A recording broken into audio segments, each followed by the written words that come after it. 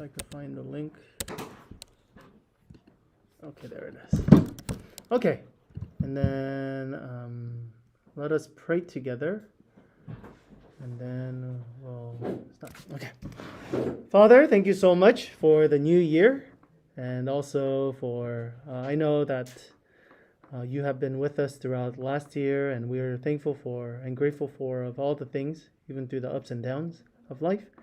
As we start the new year and some of the goals that we have and the resolution that we have, may you continue to guide us. God, as we study some difficult parts of the Bible and things that doesn't make sense, grant us wisdom. In Jesus' name I pray. Amen. Amen. Okay, let me send this to the group chat real quick. The link. Okay, so this is the new series we're starting, and this is basically the argument of the whole series. Okay, the argument goes like this. This is Jesus, and then when you see Jesus, you're very like, wow, look at him. He's very, very kind, and look at the children. They're so comfortable with him, and whenever you think of Jesus, you think of him as a very, very kind person. However, whenever you think of God not of the New Testament, which is Jesus, but of the Old Testament, then it's like this very, very angry, judgmental God. Okay? And then instead of putting it in my own words, I'm going to give you an example of an atheist who doesn't believe in God, saying how this Old Testament God is the worst God ever. So his name is Richard Dawkins. Here it is.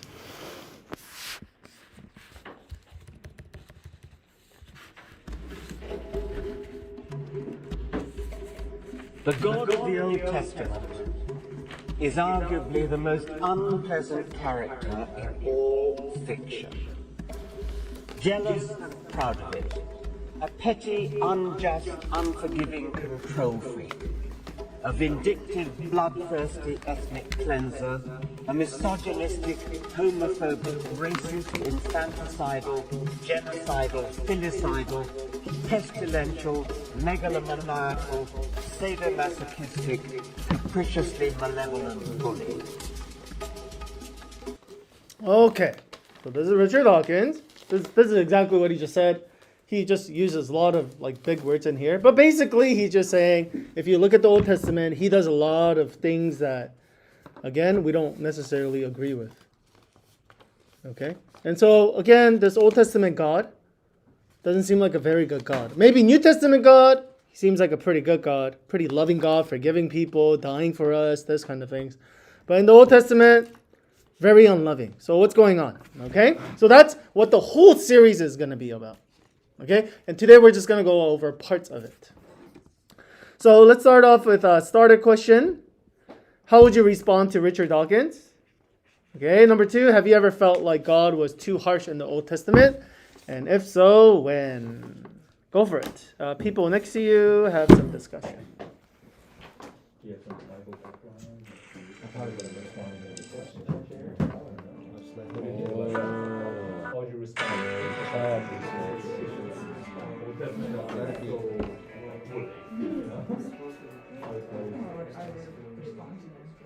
My God doesn't need defense.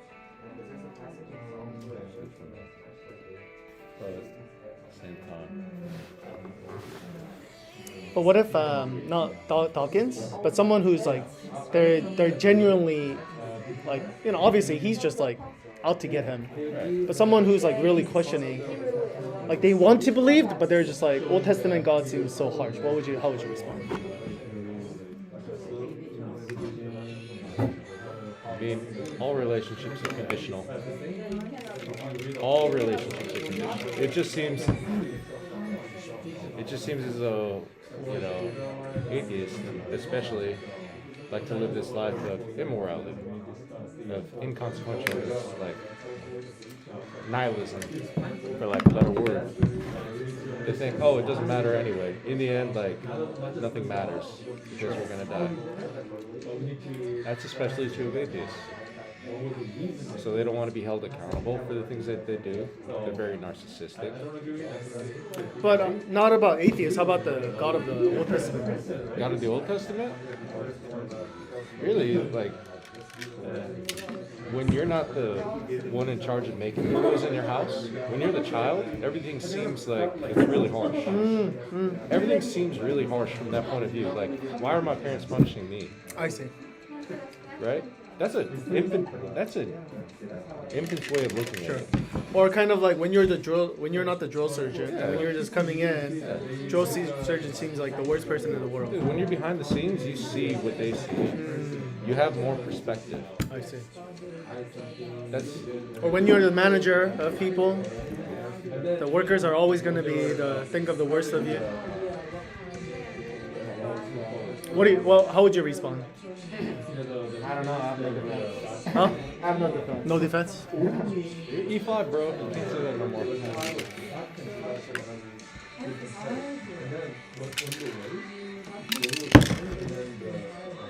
Have you ever felt like God was too harsh in the Old Testament? If so, when? No? He gave plenty of civilizations opportunities. He sent prophets to other nations. So you felt like he's very reasonable. I mean, you put people on a timeline. So, for example, the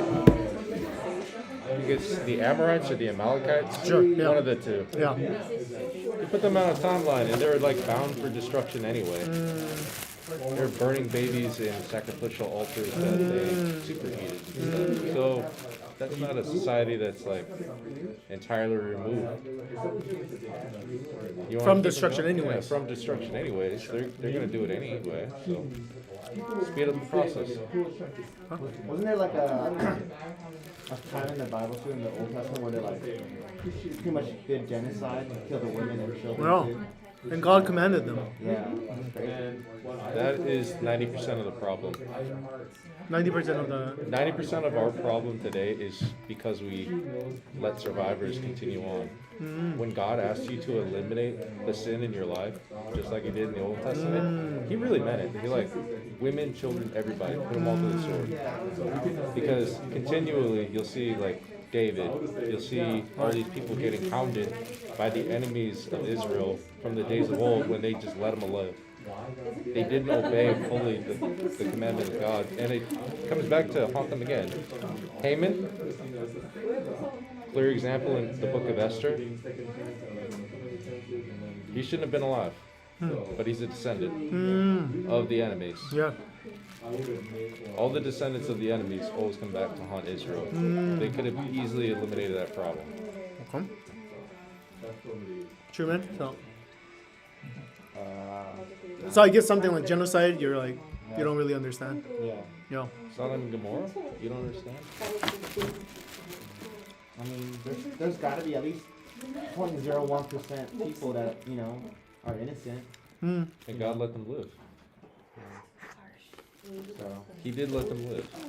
I guess, like, if you're God, you can make that kind of judgment. That's like asking me, your unit is screwed up. You have 500 guys.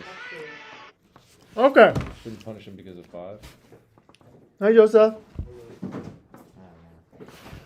All right, here we go. We're going to talk about 2 different topics. Number 1, why does God have such a great appetite for praise and sacrifices? Okay, I'm going to give you guys some examples of this. First one. Okay, God seems very arrogant. Let's talk about arrogance. This is what one country singer, Mac David, this is what he said. It's so hard to be humble since I was perfect in every way. Okay? So this is a song that he wrote. These are some phrases that shows arrogance. I'm humble and I'm proud of it.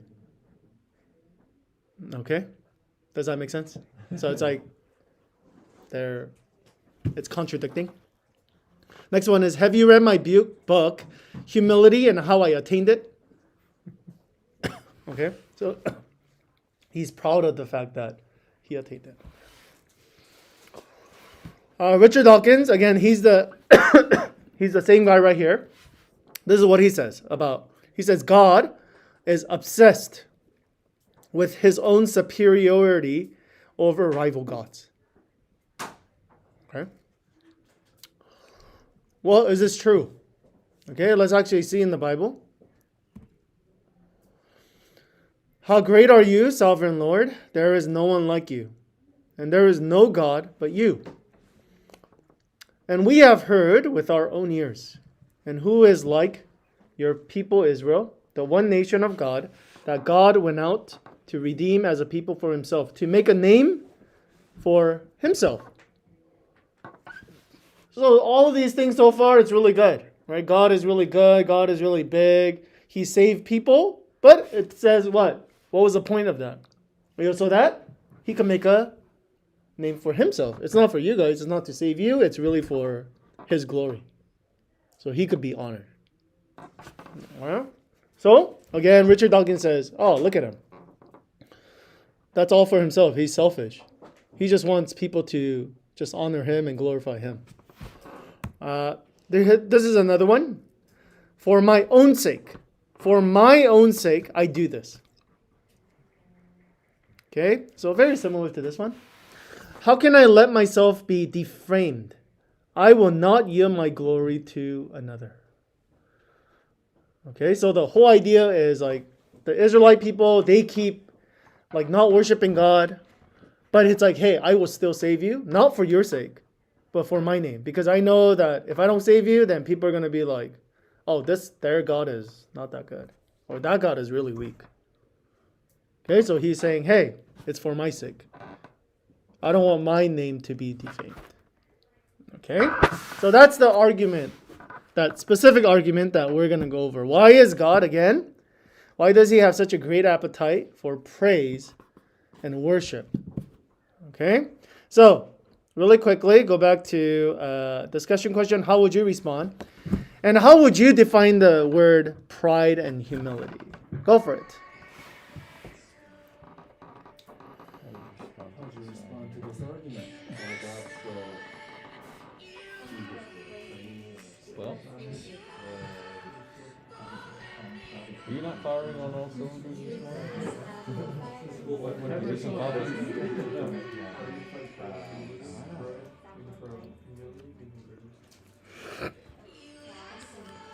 What's like the crux of the argument? Number one. Crux of the argument Yeah. is God is arrogant. Because he's always like, me. Okay. And he demands Praise me. You know? And he demands sacrifice. Yes. Okay. I guess if you're God, You could do that. Well, no, he's only asking for 1/10 of what belongs to him. Okay, so thinking about it rationally, we were impure, unclean, and the only way to get clean was by transferring our sin to a sacrifice, vis-a-vis clearing us of our sin. But it was more of a, was it literal or transformative? Kind of like the Eucharist. Whoa. Like putting your hands on the lamb, relieving yourself of the sin. Was that like Symbolic. literal or symbolic? Symbolic, right? Mm-hmm. Okay, so substitute for sin. But you had to do it anyway. Because that's the blood can only pay for blood. Alright? Wouldn't it be really nice if you could just like give your chain of command like, hey, some sort of way be like, hey, I'll work like 3 weekends and just get off the bat permanently. Like, forget about that wrong that I college. No? good thing I haven't done anything wrong yet, so I'm good. Yet. No? Pride.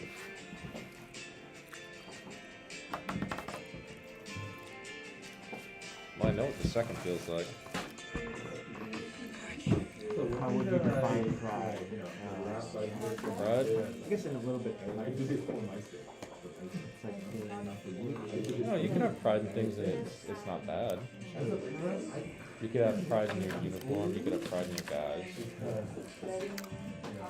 Pride of lions is not. Humility, When they feel happy, when they feel secure, when they feel Man. when they enjoy something, you know what that feels like. they Dude. give room to even have It's all the time. You meet a bigger fish. So Why didn't you call me? I definitely do that. Facts. Originally, I was feeling. Dude, it's your One break. time, one of my It's friends. your leave period. Very well. All right, let's come together. Okay, so again, God seems like he's like, hey, I did all this stuff for you. I'm this awesome person. Praise me. You're not praising me? How dare you? Okay, so again, it seems like, again, that's what it seems like.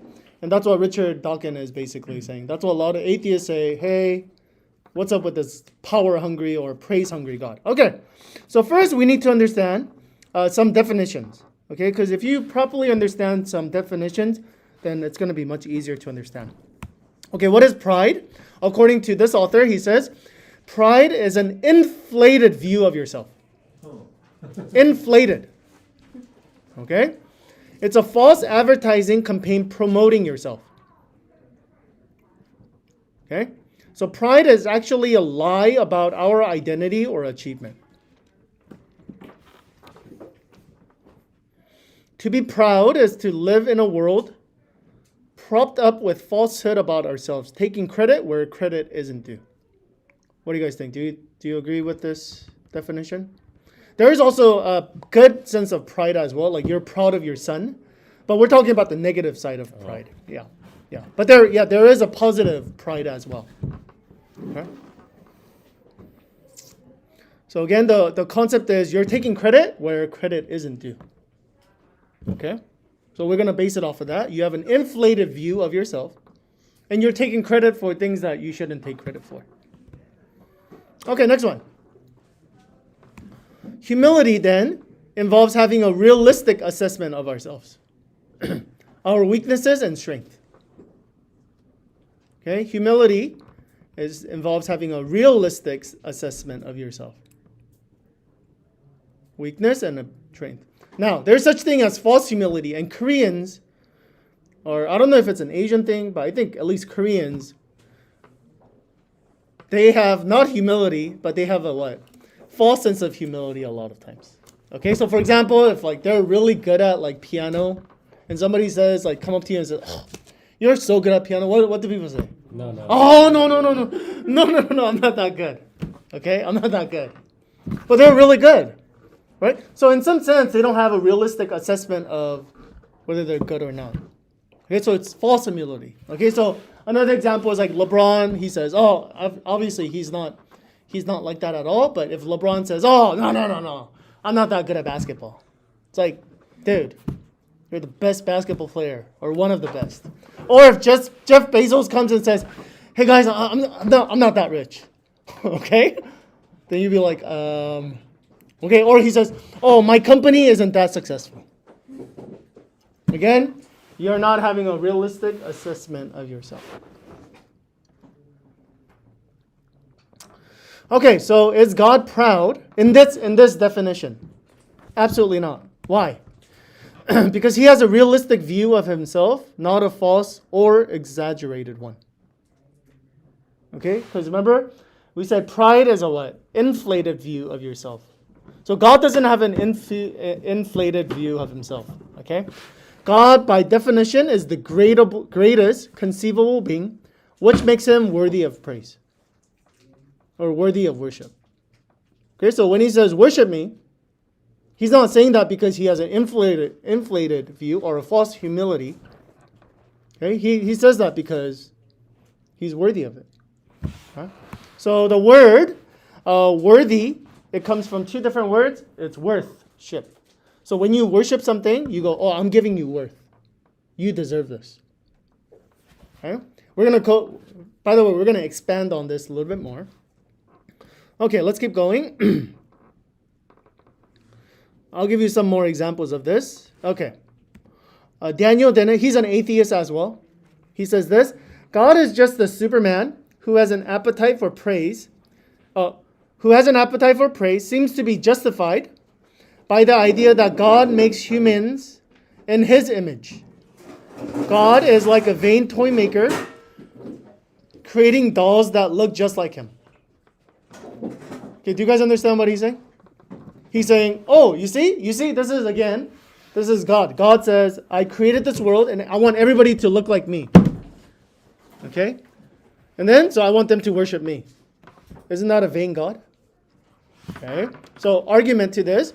Okay, what does it mean when it says that God made us in His image? Number one, it means, there's a lot of things, but I'm just going to share two things. Number one is that He gave us like rulership.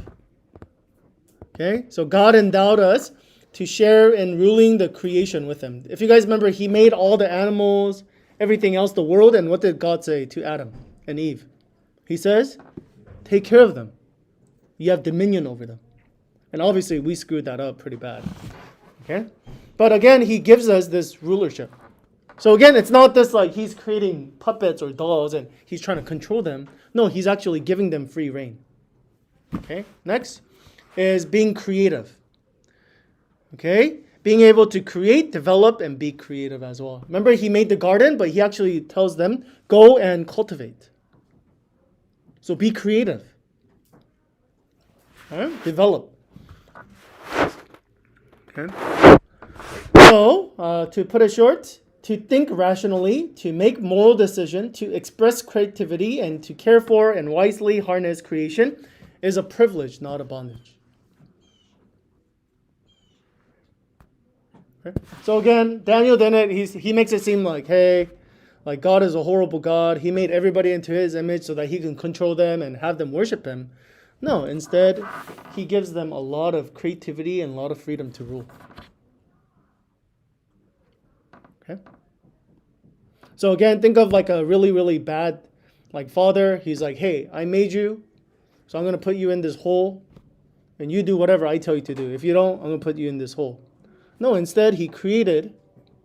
Okay, it's like a father who created and gave him these things and says, hey, you're within these boundaries, you can do whatever you want. Be creative and rule and flourish and reproduce. Okay? Therefore, to be made in God's image is an expression of God's kindness, not divine arrogance. Okay?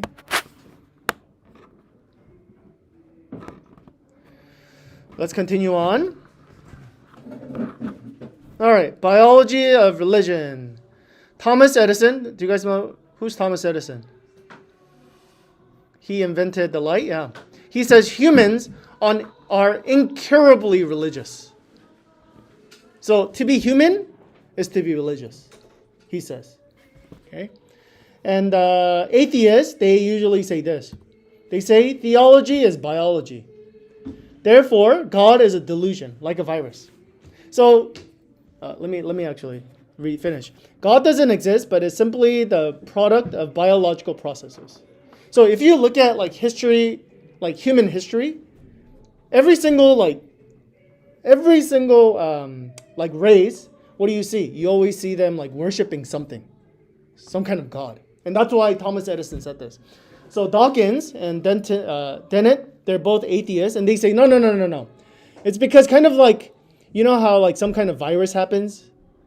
And so it's kind of like a virus, okay? Like somewhere along the line, humans were doing fine, and there was this virus that happened, and they started to believe in God. And now, everybody has this like sense of like, oh, there is God.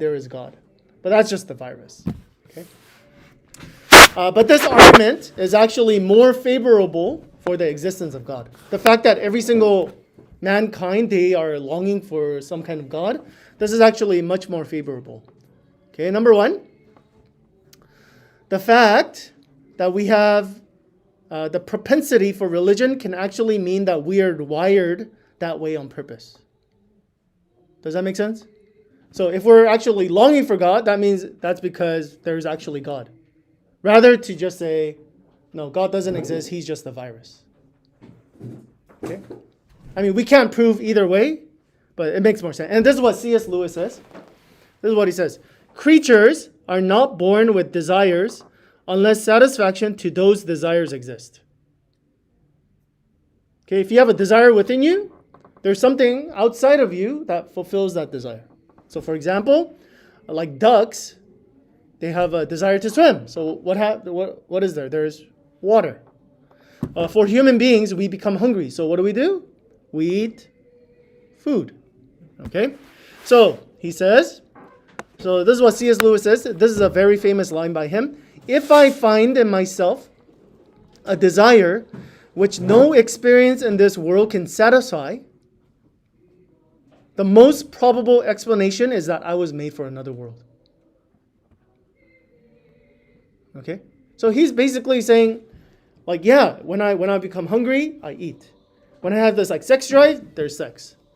But when there's that drive within me, like there's God, there's meaning, there's purpose, and there's nothing in this world that can satisfy that. That means I must be made for another world, which is there must be God. So another simple way to put it is there's a God-shaped hole in every human's heart.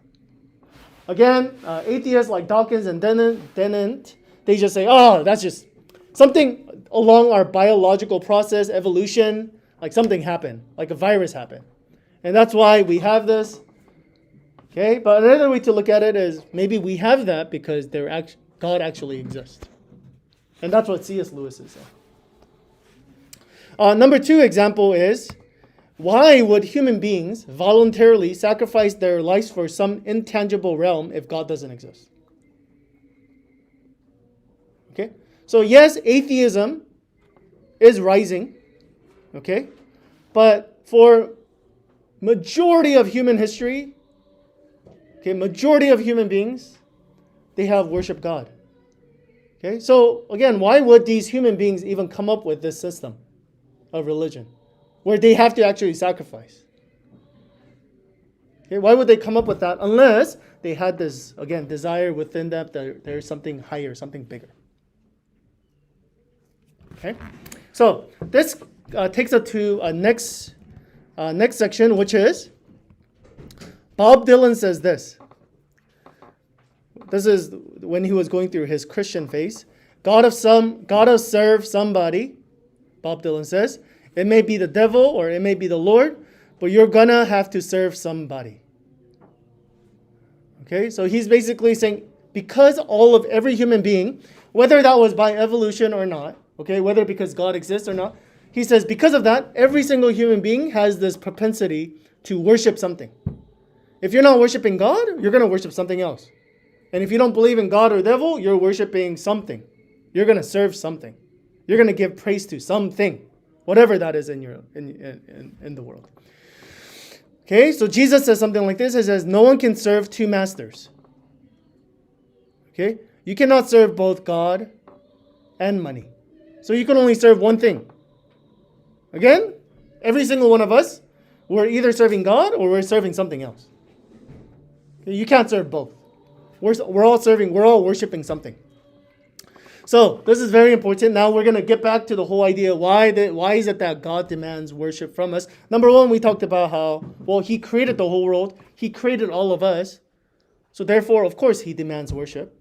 Okay, he's right to, because he's the greatest being.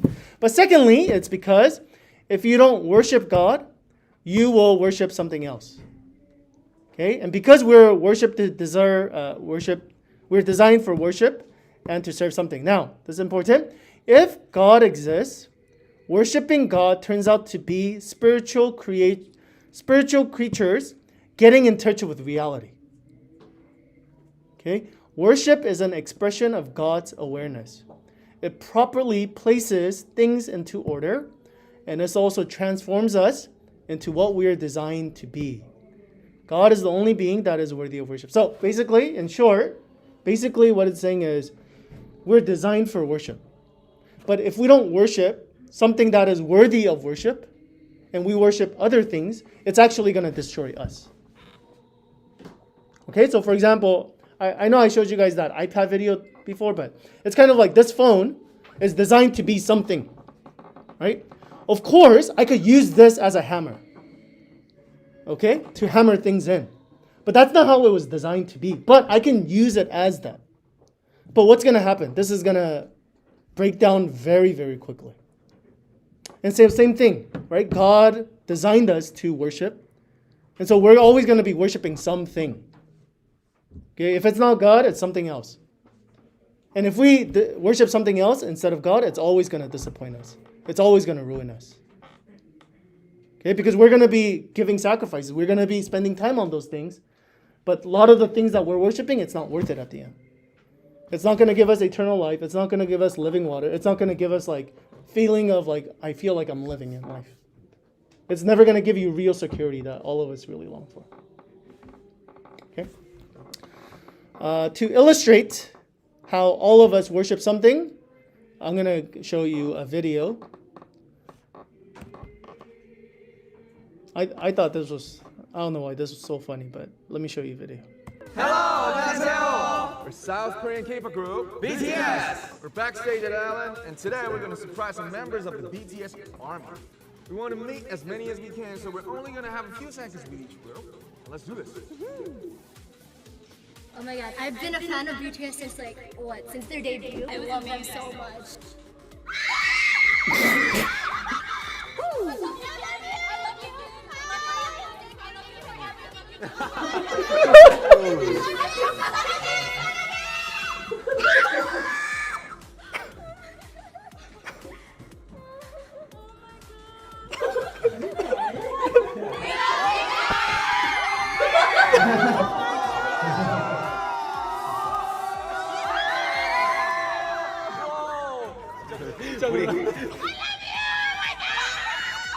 They're so pretty in real life, like honestly, I just died. How you doing? How you feeling?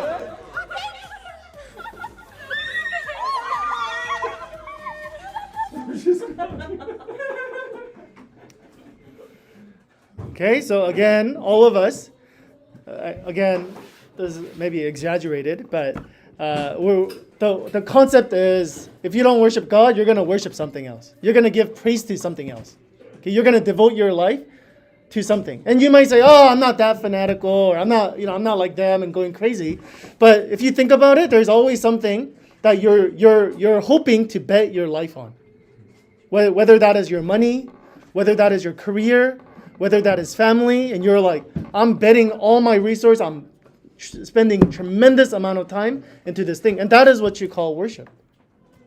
Okay? So again, all of us were worshiping something. All right, so let me finish with this. Okay, we get rather disgusted when a person is constantly fishing for a compliment, don't we?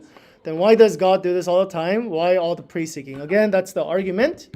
But if you understand it like this, then it becomes different. Praise naturally flows and completes the creature's enjoyment. I'm gonna talk about this concept a little bit more. God doesn't need humans for ego boost. So praise, again, like these girls right here, why are they like going like crazy and stuff like that? It's because they inside they deeply love BTS. And one of the girls says like, thank you for everything that you have done for me. And I don't know what BTS did for them, but they truly believe and so they take their time to be at this Ellen show and to tell they're so pretty and they're so awesome. What are they doing? They're praising BTS.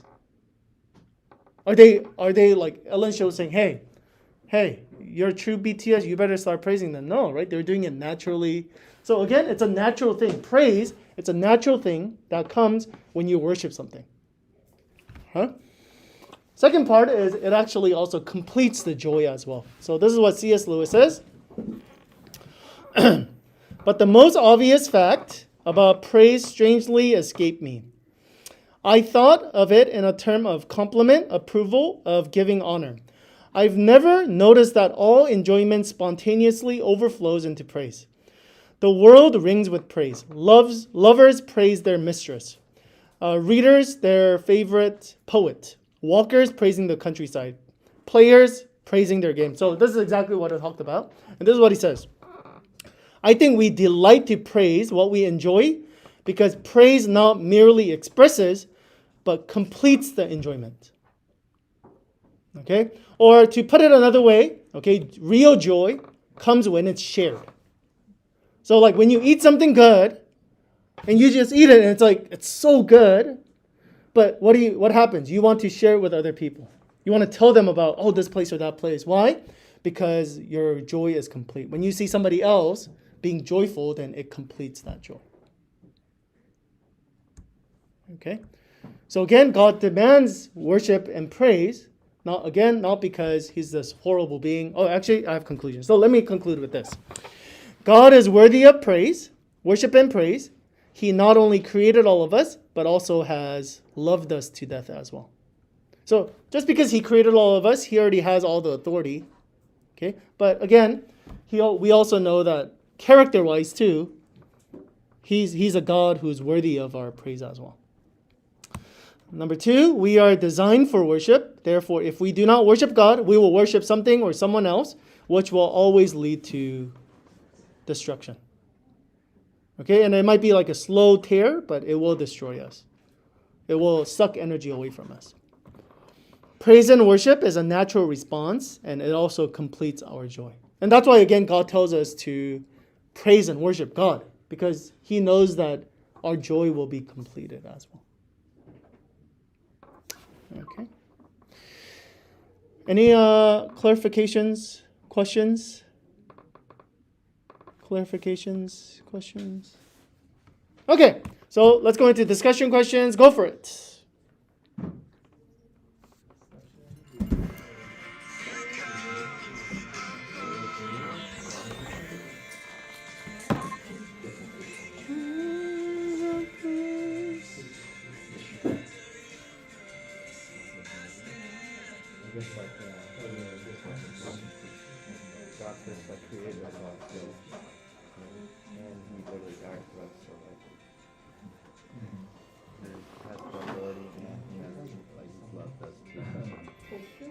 But I kind of already knew that.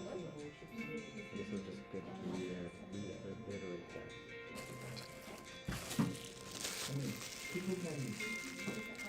Maybe stupid that you create robots and Kind of, yeah. There's like different books and movies and stuff. it's the least efficient thing. Yeah, it's the least efficient. High center of gravity. It's gotta have 2 eyes in the center of the sun. For training I mean, that goes also with like AI and drones. Oh, I don't. But I'm saying it's like really arrogant for us to believe like that's the best design possible. In your body. There wasn't like an actual human that was made That was what? like a human AI that like talks and speaks. Oh, they got better than that. It's gotten to the point where Amazon, yeah, That's crazy. I can show you what the future looks like. Like 5 points of articulation. 5 points of articulation. Why do you need that? You don't. We're arrogant and we want to make things center on image. Like all these billionaires that have so much power. No. Leave them out of the equation. What do you think we're going to do? If we had all the robots in the world, if it was like iRobot tomorrow, it'd be jobless. Yeah.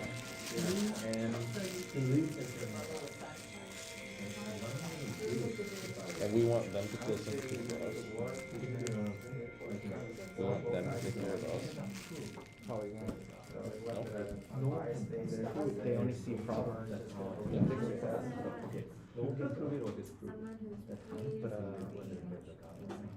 feel like it's too late to stop it. No, it isn't. With all these people that want to work and AI's gonna take over. It's not about that. It's more a lack of taking accountability for the ones on the actions. Really, like, it wouldn't take that much to turn off the internet.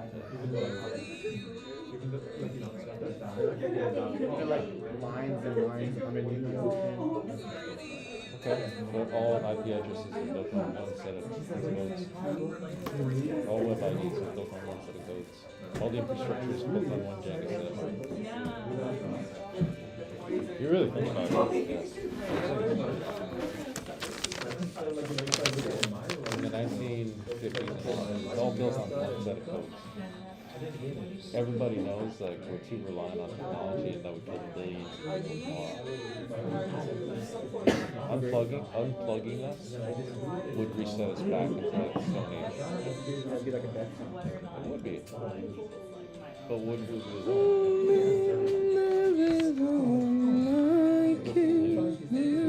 We'd eat so much. We would believe that we have these manufacturing. We get stronger. We'd be less reliant on food. Yeah, people would die. A lot of people would die. Yeah, you know that for a fact. We've had this experience. Lots of people would die. You can do it. You just be a monster for doing it. But it's because people aren't responsible. They just think someone else will take care of it. They really do. Really do. People think someone else will deal with it. It's not my problem. That's how everybody thinks. Yeah. Nobody wants to take Yeah, I think the best and the newest thing that you learn are like people are apathetic and they don't want responsibility for their actions. They want to blame somebody else. Even atheists, they want to blame Christians. They want to put the blame somewhere other than where they have to live, so they don't have to be accountable for anything. Now with the presidency too, like everybody just blames the Democrats or the Republicans. Yeah. Like our leaders are kind of like that too. Like how much do you know about Congress? Basically nothing. You get caught. Yeah. They're the lawmakers. We don't live in this. I don't know. It's easier to blame somebody else for what's going on than deal with the issue.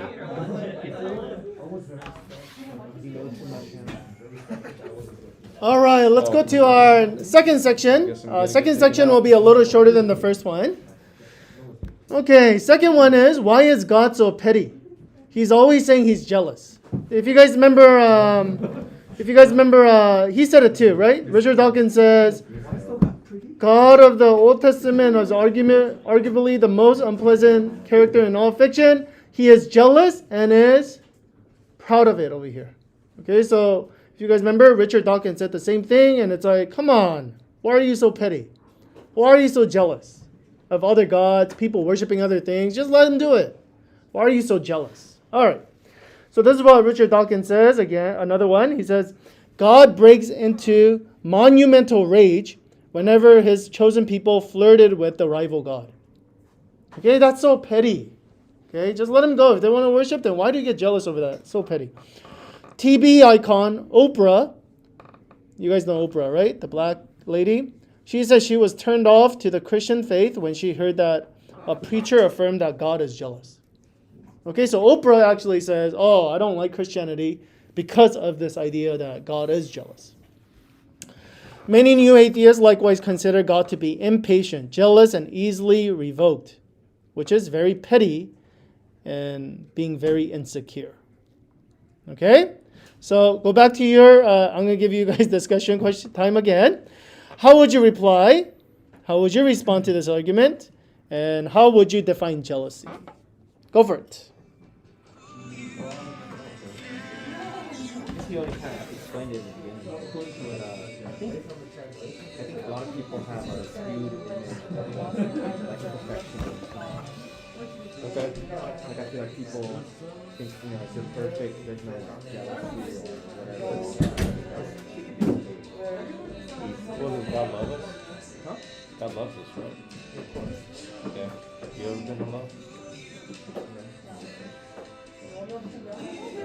Yeah, 100%. We have no idea what love, all of humanity looks like. Yeah, I guess that's true. That's emotional. But I feel like people think of. Yeah, I feel like people just don't know what perfection is. They just don't. They think it's just kind of bland.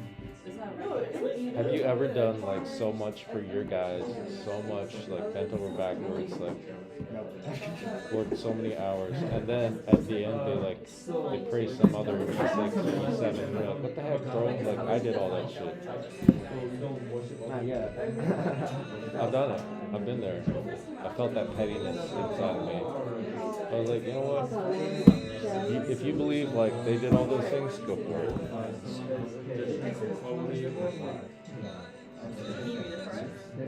It really sucks, man. Like, when you see people worshiping false idols, like propping someone else up and believing that they say they are. I think I've experienced way too much of that, so I'm like just as jaded on the inside when I see people like. It's leadership. For me, it was always leadership. It's like, bro, like they're absolute garbage. They're freaking dog water. They suck. But you think they're like you're better than everybody else. You're like, no, they're not. And then they start working for that person. They're like, bro, why didn't you warn me? I'm like, I did warn you. I told you. Straight up, they were trash. You just didn't want to listen. What can you save me from the situation? No, you wanted to work for them.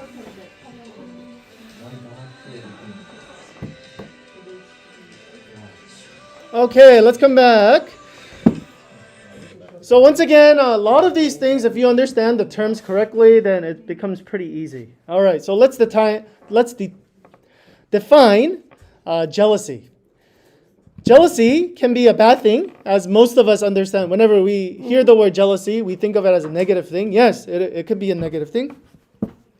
But jealousy can also be a good thing. Okay, and that's what we'll talk about. Okay, how do we know when it's a bad thing, when it's a good thing? It's a bad thing to protect the petty. Okay, it's bad when you're trying to protect something petty. But it's good to fiercely guard the precious. Okay? Of course, it could be kind of subjective, whatever you think is petty or precious. Okay. Next one. Jealousy. If jealousy is rooted in self-centeredness, it is clearly the wrong kind of jealousy.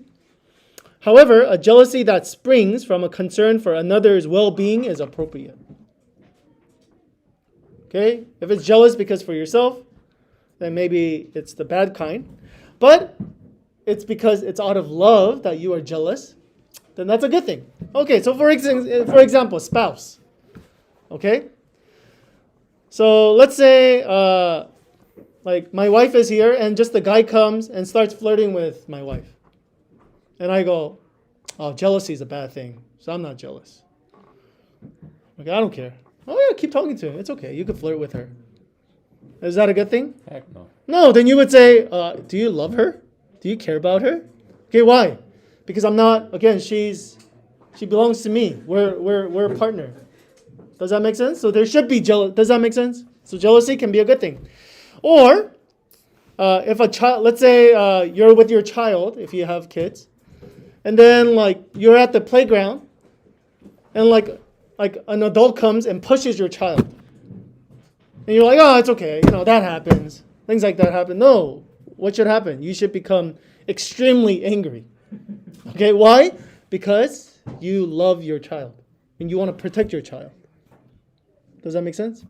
So when God becomes jealous of us or becomes angry, it's not because he's petty or insecure, but it's because he loves us that much more. Okay, so here's some example. Apostle Paul says, and again, if you don't believe that, then we see in the Bible that it's used as a good way. It says this, for I am jealous for you with a godly jealousy. So there's a thing called good jealousy. There's a godly jealousy. For I betrothed you to one husband, so that to Christ I might present you as a pure virgin. Okay? So he's using illustration of wife and husband. Okay? And so it's like you're the wife, and I want to make sure that you stay pure. And I want to present you to God. So I'm jealous of that. I don't want anything to get away in that. So if anything does, I'm jealous of that.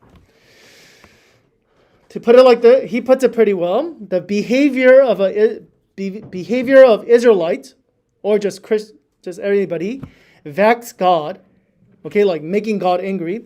He had a fatherly concern for them as his sons and daughters, so that to see them rejecting his love caused him not only to anger but also pain. because a loving father finds it hard to look on while his children invites disasters into their sinful behavior. Again, so we see that God is very jealous. Okay, because remember we talked about that when God is absolutely jealous when we're worshiping other things. Why? Because he knows that those other gods out there or other idols that we have, it's going to end up destroying us. He knows that it's not good for us.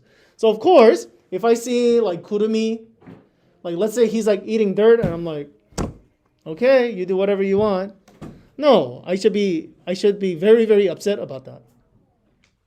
Okay.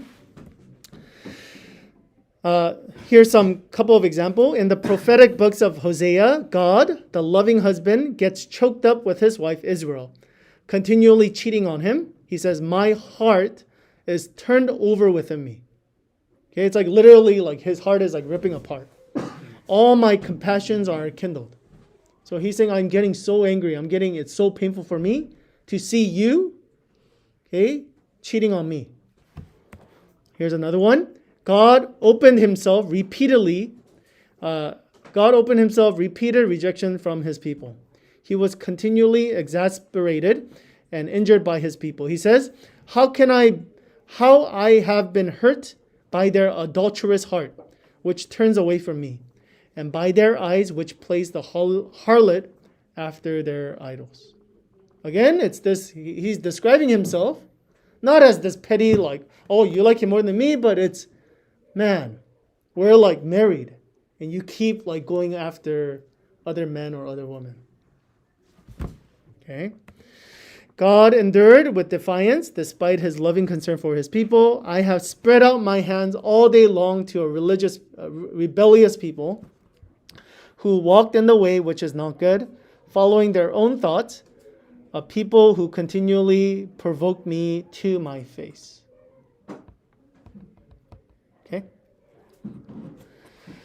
So, to keep this short, again, why is God so petty? He's always saying he's jealous. He's not jealous because he is petty, but he is jealous because he really, really loves us and wants the best for us. So, he put it the best way. God exhibits the anger of someone who loves deeply. Okay, so whenever you see in the Bible, God being very angry with his people, or God saying he's a jealous God, okay, it's not because he's petty or he's insecure. No, it's the opposite. It's because he deeply, deeply cares about us and loves us and wants us back. Okay, that's it. Let's go into discussion, and this is the last one, and then we'll finish today. Okay, go for it.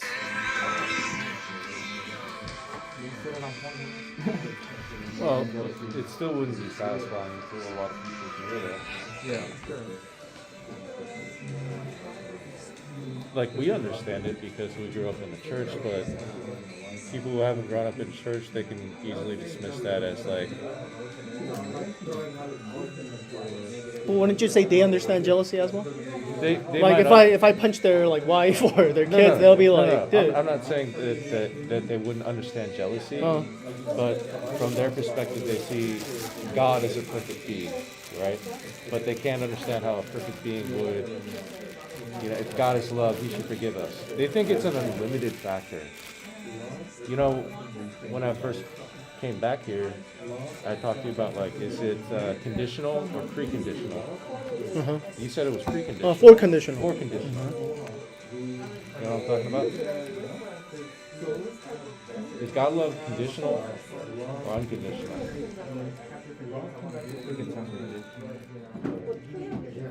Oh, he said it's for conditional. Yeah, it's for conditional. You know the difference? Meaning it's not this all the time given. It's not free. Yeah, for conditional meaning like he loved us without any condition in the beginning. Like he always loves us, right? But there's conditions in which like we could reject him. There's conditions in which like he's like, okay, fine, I'll let you do whatever you want. We can't understand that because we're based on conditional merits of love. Like we think it's so conditional. Like the terms are so conditional to us. So we can't understand like the higher levels of love. We'd like to, right? But we have to see it from our own eyes, from our perspective. It's like trying to describe like 6 dimensions, and we can't even draw that on paper. We literally can't do it.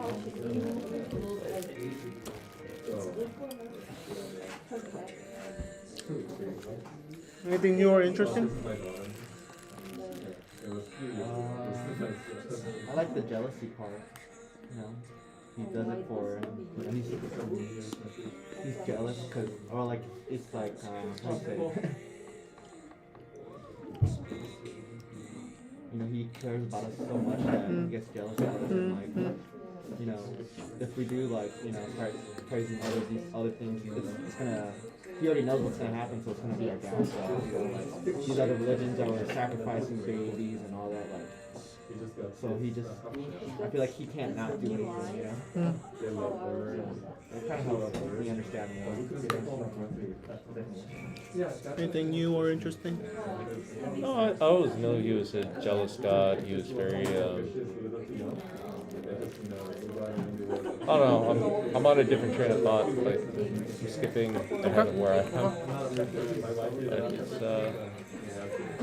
it's always one of those things when you're introducing people to Christianity. One, you got to pray that you don't use yourself. You got to use what's going on in here. And 2, you're not arrogant enough to believe that anything you say will change their mind or their heart. Like that second one is what I figured out last year about myself. Is like I thought, Whatever you say. yeah, whatever I say, because I'm armed with so much knowledge, so many years of wisdom. I'm like, bro, you're so arrogant to believe like you're the word. No. Pray about it first, and then hit it up later. Or if they were open to an actual engagement about talking and discussing about God, like you should recognize the difference between someone arguing with you and someone picking a fight with you because they're emotionally vulnerable. Right. That's good. So, Truman, for you, how does these characteristics of God change your view of God?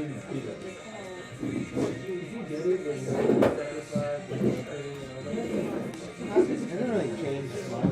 Okay. You know, but I kind of understand more, like, especially like if people were to like, I guess I could not defend my you know, God, but like, I can, you know, kind of give him a better point of view, perspective. Sure. Yeah. That doesn't just have to be a negative thing. Yeah. Why not?